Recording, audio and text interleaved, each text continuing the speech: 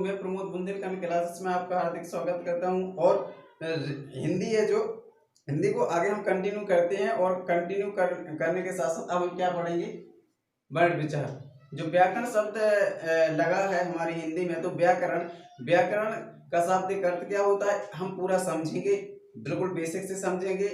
ठीक है, तो अब ये है वर्ण विचार। तो वर्ण विचार से पहले आप व्याकरण शब्द पढ़ते होंगे। तो व्याकरण है जो बी धन, इसका जो संधि विच्छेद करेंगे या बी धन आ धन करण, इसका शाब्दिक अर्थ क्या होता है देखो मैं आपको बता दूं। शाब्दिक अर्थ, इसका शाब्दिक अर्थ होता है भली भांति समझना। ठीक है, इसका शाब्दिक अर्थ होता है भली भांति समझना। अब देखो व्याकरण के 3 मुख्य अंग हैं। कौन कौन से हैं अंग, कौन से हैं? नंबर फर्स्ट वर्ण, नंबर सेकंड शब्द, नंबर थर्ड वाक्य। ठीक है, तो वर्ण से मिलकर क्या बनते हैं? शब्द, और शब्द से मिलकर क्या बनते हैं? वाक्य, और शब्द से मिलकर क्या बनते हैं? वाक्य। तो क्वेश्चन ये बनता है कि वर्ण कहां से आया? जब वर्ण कहां से आया तो वर्ण ध्वनि से बनता है, राइट। इसका आंसर क्या होगा? वर्ण ध्वनि से बनता है। ठीक, अब आते हैं कि भाषा की सबसे छोटी मौखिक इकाई क्या है। यहां से क्वेश्चन हमेशा बनता है, 100% बनता है। आपको ये 4 बिंदु याद रखना है। ठीक है, भाषा की सबसे छोटी मौखिक इकाई ध्वनि है, राइट। भाषा की सबसे छोटी लिखित इकाई वर्ण है, और भाषा की जो अर्थ के आधार पर सबसे छोटी इकाई शब्द है। भाव एवं भावार्थ के अर्थ पर सबसे छोटी इकाई वाक्य है, राइट। आपको ये बातें याद रखना है, यहां से क्वेश्चन हमेशा बनता है। ठीक है, अब जो आगे पढ़ेंगे इसके पहले हम सुनते जा रहे होंगे वर्ण, अक्षर, शब्द, ये क्या होता है। ठीक है, तो हम अब पढ़ेंगे इसके आगे।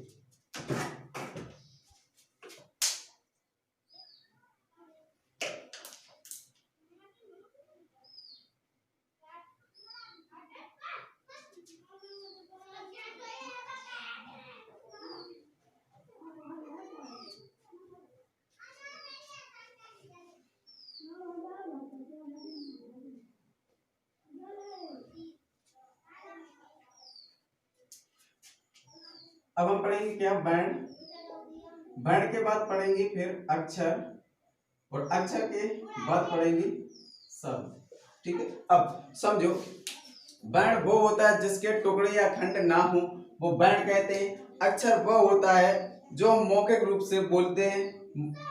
वर्णों के मौखिक रूप बोलना ही अक्षर होता है। अब तो बात ये होती है कि शब्द क्या है। ठीक है, बात ये होती है, शब्द तो हम आपको बता चुके हैं। शब्द से इसको समझो आप ध्वनि। देखो ध्वनि वह होती है, इसका प्रत्येक वर्ण अलग होता है, इसकी आवाज और ध्वनि अलग होती है, इसे कहते हैं हम वर्ण। ठीक है, अब ये होता है, हम आपको बोलने का क्रम हम सब कुछ समझा ही चुके हैं, और जो पहले इसके पहले वीडियो को देखें फिर इस वीडियो पर आए। ठीक है, अब समझो जो व्याकरण है अब यहाँ से अपनी स्टार्ट होती है। ठीक है, तो व्याकरण का हमने संधि विच्छेद बता दिया आपको क्या होता है, इसका शाब्दिक अर्थ बता दिया। अब यहाँ से जो जर्नी स्टार्ट होती है, अब वर्णमाला से ही हम स्टार्ट करेंगे, राइट। अब जो वर्णमाला से स्टार्ट करेंगे,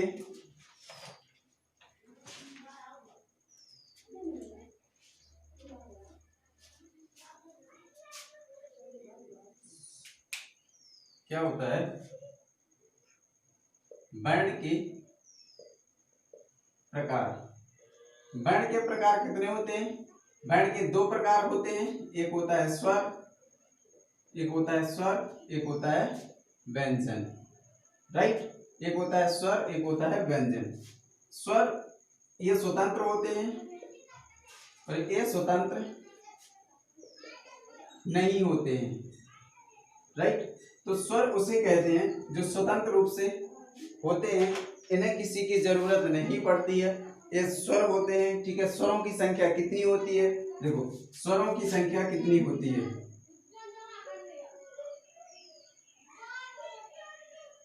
स्वर कितने होते हैं, 11, ठीक है। अब ये समझो एक अयोगवाय भी होता है, क्या होता है, अयोगवाय, वर्ण के प्रकार, ठीक है। तो स्वर, व्यंजन, अयोगवाय, ठीक है, ये स्वतंत्र होते हैं, ये स्वतंत्र नहीं होते, इन्हें किसी की जरूरत नहीं पड़ती है, ये होते हैं 11। और व्यंजन वे होते हैं, ये बिना स्वरों की सहायता के बिना नहीं बोले जा सकते हैं, ये होते हैं व्यंजन। अब बात आती है कि व्यंजन, व्यंजन भी कई प्रकार के होते हैं, ठीक है। अब ये समझना है हमें कि जो व्यंजन है,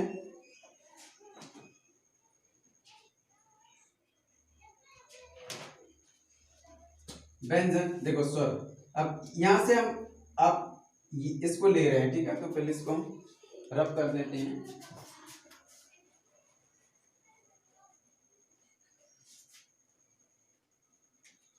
अब आता है स्वर, ये स्वतंत्र रूप से होते हैं। नंबर सेकंड, इन्हें किसी दूसरे की इन्हें किसी दूसरे की सहायता, ये स्वतंत्र रूप से होते हैं, राइट, ये स्वतंत्र रूप से होते हैं। फिर होता है ये वर्ण, अन्य वर्ण पर आश्रित नहीं होते हैं, ठीक है। नंबर थर्ड,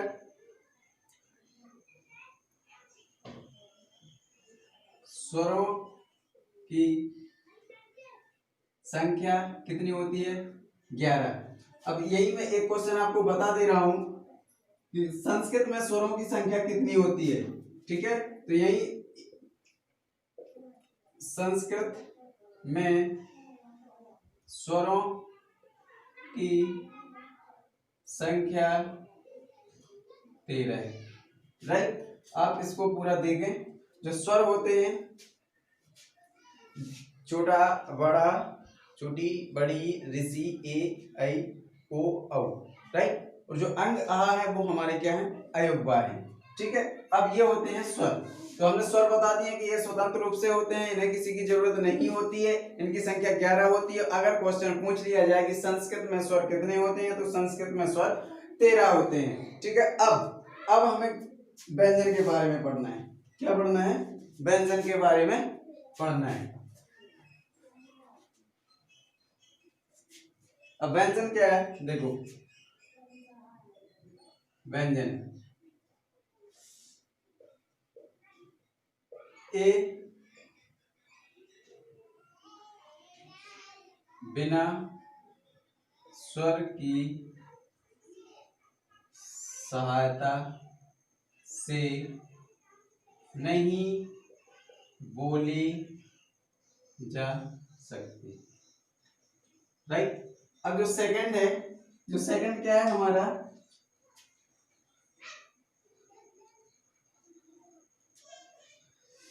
यही तो है कि ए वर्ण, सेकंड, इसे एक और लिख लो, ए वर्ण दूसरे पर आश्रित होते हैं, ठीक, ये होते हैं व्यंजन। अब बात ये होती है कि व्यंजन कहां से, का से लेकर मां तक ये व्यंजन है, ये 25 व्यंजन है। और इसके बाद ये होता है अंतस्थ व्यंजन, अंतस्थ व्यंजन के बाद और भी व्यंजन है। तो हम सब के बारे में डिटेल से पढ़ने वाले हैं, एक एक व्यंजन के बारे में, ठीक है। तो आप बिल्कुल घबराना नहीं है, स्पर्श व्यंजन होता है, राइट। अब देखिए,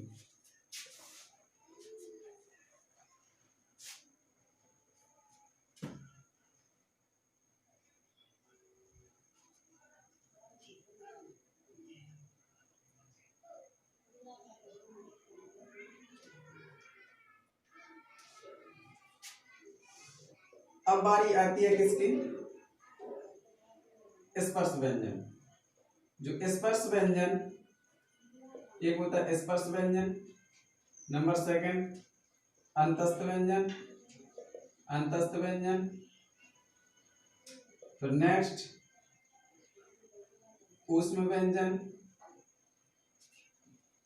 स्पर्श व्यंजन, अंतस्थ व्यंजन, ऊष्म व्यंजन, उच्छिष्ट व्यंजन,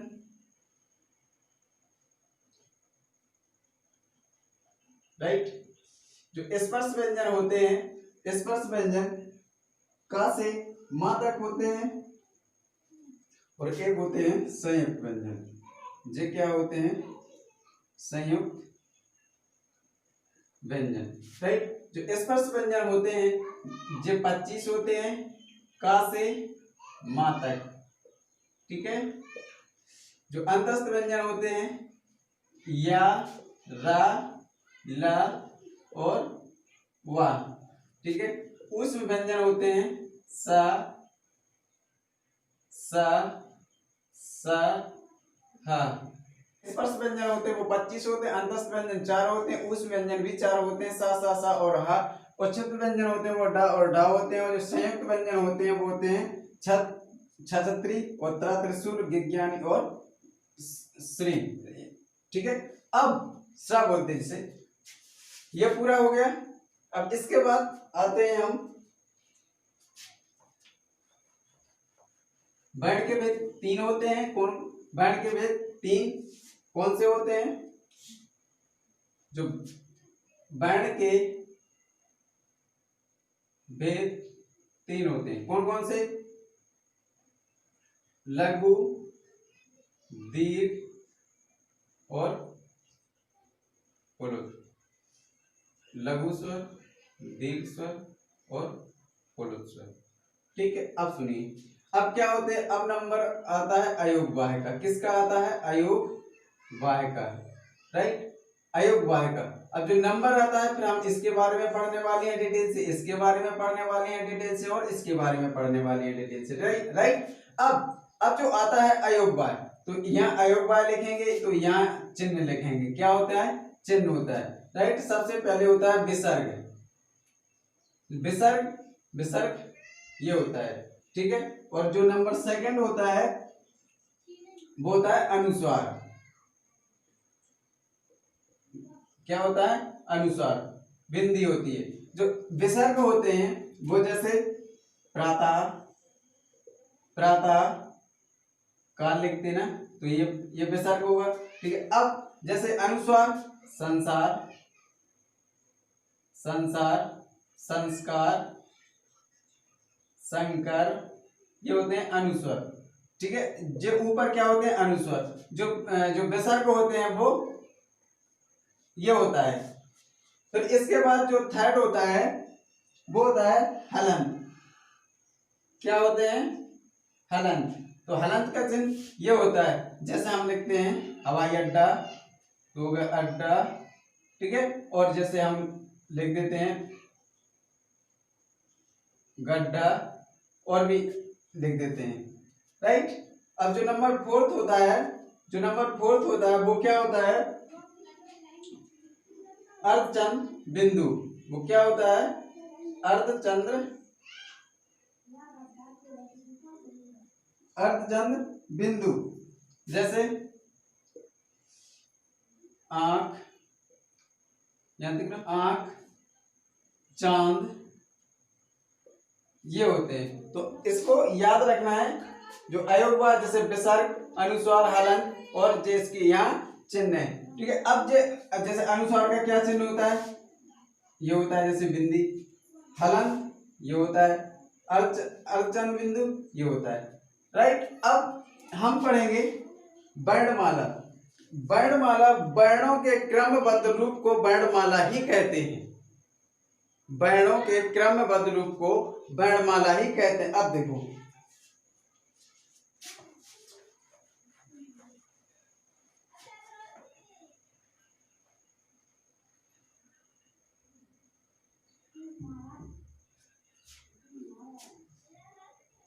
मात्रा, इसे मात्रा, उच्चारण, समय, अवधि के आधार पर स्वर के भेद।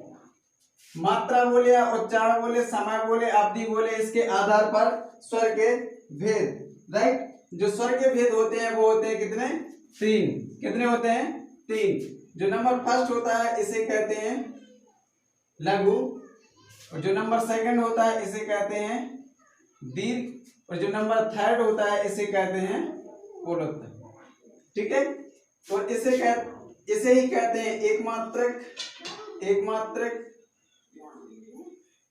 और इसी को लघु कहते हैं, इसे एकमात्रक कहते हैं, और इसी को कहते हैं दीर्घ स्वर। जैसे हो गया पुलुत स्वर, दीर्घ स्वर, ह्रस्व, दीर्घ और पुलुत। और इसे कहते हैं एकमात्रक, इसे कहते हैं द्विमात्रक। राइट। जो एकमात्रक होते हैं वे होते हैं छोटा आ, ई, उ, ऋषि, आ, ई, उ, ऋषि। और ये होता है बड़ा आ, बड़ी उ, ऋषि, ए और ऐ। राइट। जो एकमात्रक आ, ई, उ और ऋषि मात्रक होता है आ, ई, उ, ये ऋषि नहीं होता है। देखो आ, ई, उ, ए और क्या होता है आई, ओ, औ। राइट। इसको याद रखना है। और जो पुलुत स्वर होते हैं इसमें ज्यादा टाइम लगता है, जैसे हम लिखते हैं ओम। ठीक है। तो इसमें ज्यादा टाइम लगा ना, ओम। ये होते हैं जिसमें एक, देखो लघु स्वर वो होते हैं जो एक मात्रा काल का समय लगे उसे कहते हैं लघु स्वर। जो दीर्घ स्वर होते हैं 2 मात्रा काल का समय, जैसे हम बोलेंगे आ तो टाइम लगा ना। एक मात्रिक भवेत ह्रस्व, द्विमात्रिक दीर्घ उच्यते, त्रिमात्रस्तु पुलुत ज्ञायो, व्यंजनम चर्धमात्रकम। इसको आप याद रखें कि जो एक मात्रा है वो ह्रस्व, इसे हम ह्रस्व भी कहते हैं। हाँ, इसे ह्रस्व स्वर भी कहते हैं। ह्रस्व बोले तो बात वही है, दीर्घ बोले तो बात वही है।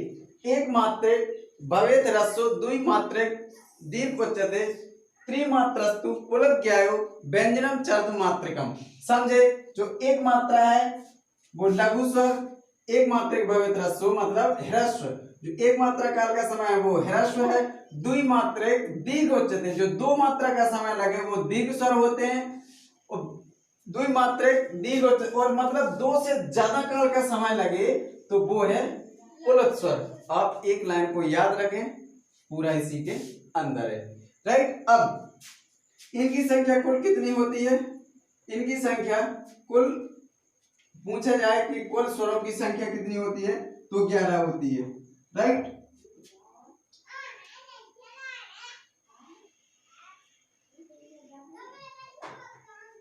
और देखो जैसे आ, ई, उ, ए, ऐ, यहां तक दिख रहा, ओ, औ। ठीक है। आ, ई, उ,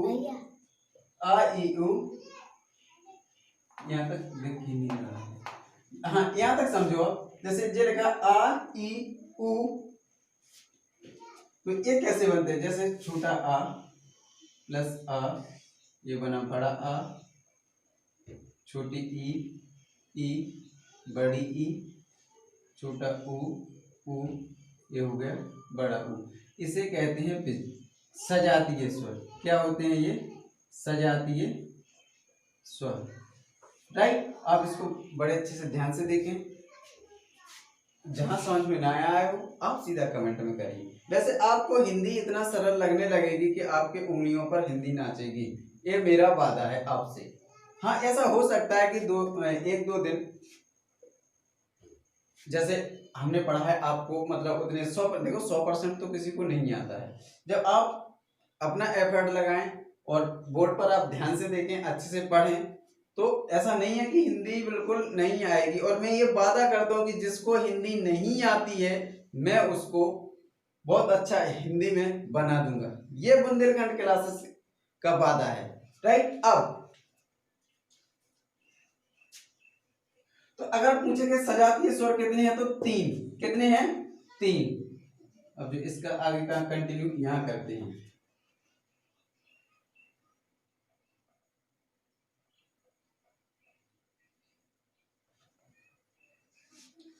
अब इसके बाद का यहां तक हो गया। अब है ए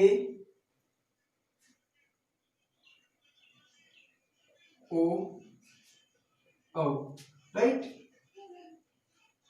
तो ए बना आ और ई से, ए बना आ और बड़ी ई से, और आ और ए से, राइट। ओ बना आ और ऊ से, आ बना आ और ऊ से, राइट। तो इसे कहते हैं विजातीय स्वर। इसे क्या कहते हैं? विजातीय स्वर। विजातीय स्वरों की संख्या कितनी है? 3। अगर क्वेश्चन आ जाए सजातीय स्वरों की संख्या कितनी है? 3। और विजातीय स्वरों की संख्या कितनी है? 4। करेक्ट, समझे? अब 1 2 3 4 5 6 7 दीर्घ स्वर 7, सजातीय स्वर 3, विजातीय स्वर 4, समझे? और जो एक मात्रा से ज्यादा का टाइम लगे वो होता है प्रोत, सॉरी 2 मात्रा से ज्यादा का टाइम लगे वो होता है प्रोत, 1 मात्रा से ज्यादा का टाइम लगे वो होता है दीर्घ, और पलक झपकते ही, पलक जितने में पलक झपक जाती ना उतना टाइम लगे, 1 मात्रा काल का समय लगे वो होता है ह्रस्व। ह्रस्व बोले एक मात्रिक, समझे? और इसे ही बोलते हैं लघु। अब जो आगे की बात आती है वो क्या है?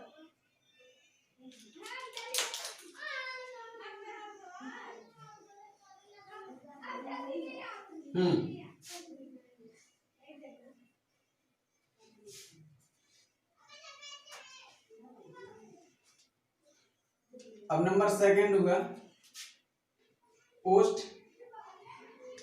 के आधार पर, ओष्ठ के आधार पर स्वर के भेद। ओष्ठ के आधार पर स्वर के भेद 2 होते हैं। कितने होते हैं? 2। नंबर फर्स्ट वृत्ताकार स्वर, और जो नंबर सेकंड अवृत्ताकार स्वर। अवृत्ताकार स्वर, ठीक है। जो ओष्ठ के आधार पर जो वृत्ताकार होते हैं वो होते हैं छोटा ऊ, बड़ा ऊ, ओ और औ। अब जो बचे हैं वो होते हैं अवृत्ताकार, राइट। आप तो इतना तो लिख लोगे, इतना तो समझते हो आप, राइट। अब जो यहां से हम छोटा आ, ई, ऊ, ऋषि, ये कितने हो गए? 4। ये कितने हुए? 5। तो 2 स्वर कौन से रह गए हैं? ए और, राइट। जे हो गए 4 और ये हो गए 7। टोटल कितने हो गए? 11। तो क्वेश्चन हिंदी में स्वरों की संख्या 11, वृत्ताकार के आधार पर स्वरों की संख्या 4, अवृत्ताकार जो बचे हैं वो खत्म कहानी, राइट। अब हम पढ़ेंगे जीवा या जीव के आधार पर स्वर के भेद, वो कितने होते हैं? 3। नंबर फर्स्ट अग्रस्वर, सेकंड मध्य स्वर, थर्ड पश्च स्वर। अग्रस्वर, अग्रस्वर, मध्य स्वर, पश्च स्वर।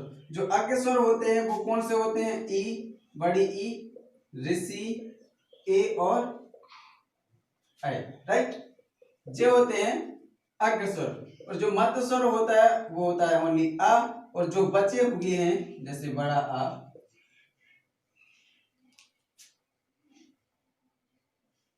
और जे होगा ओ और औ, और कौन बचा? तो कितने हो गए टोटल? 5 6 7 8 9। अब दो कहाँ गए? अब ये दो स्वर कहाँ गए? अब वो दो स्वर हम बताते हैं आपको, वो कौन से हैं? ओ और औ। वो कौन से हैं? ओ, ये होगा ओ और औ, छोटा ऊ और बड़ा ऊ। राइट, अब हो गया पूरी। तो आप से कोई पूछ ले कि अग्र स्वर कितने होते हैं? 5, मध्य स्वर 1, और 5 कितने होते हैं? फर्स्ट स्वर। कल वीडियो में, जो नेक्स्ट वीडियो आएगी उसमें पढ़ेंगे हम व्यंजन के बारे में, पूरे डिटेल से जानेंगे। आज हमने स्वर के बारे में पढ़ा, पूरा डिटेल से पढ़ा। अब कल की वीडियो में पढ़ेंगे हम व्यंजन। क्या पढ़ेंगे? व्यंजन। याद रहेगा ना, व्यंजन। तो तब तक के लिए बाय, टेक केयर।